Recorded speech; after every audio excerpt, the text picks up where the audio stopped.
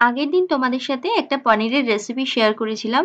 তো তারই সাথে খাওয়ার জন্য বাড়িতে জিরা রাইস বানিয়েছিলাম। ভাবলাম সেই রেসিপিটাও তোমাদের সাথে শেয়ার করি।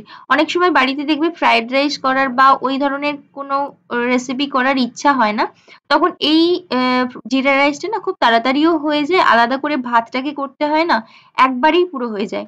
তো ভাবলাম তাই তোমাদের সাথে শেয়ার করে দিই।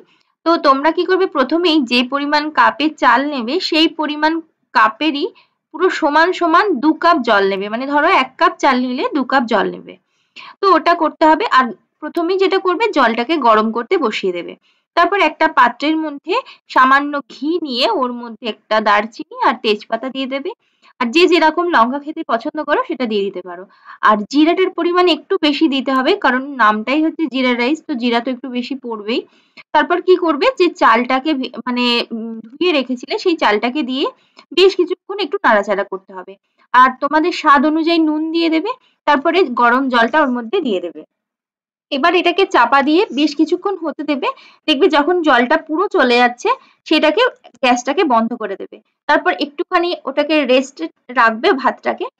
যখন খুলবে দেখবে একদম ঝরঝরে হয়ে গেছে, পুরো এরকম দেখতে হয়। ওপর থেকে তোমরা ধনেপাতা দিয়ে দিতে পারো। আর যারা বাটার খেতে পছন্দ করো তারাও বাটার দিতে পারো। তো কেমন লাগলো ভিডিওটা জানিও। যদি ভালো লেগে থাকে তাহলে প্লিজ একটা লাইক শেয়ার করে দিও। তো চলো আজকের জন্য টাটা।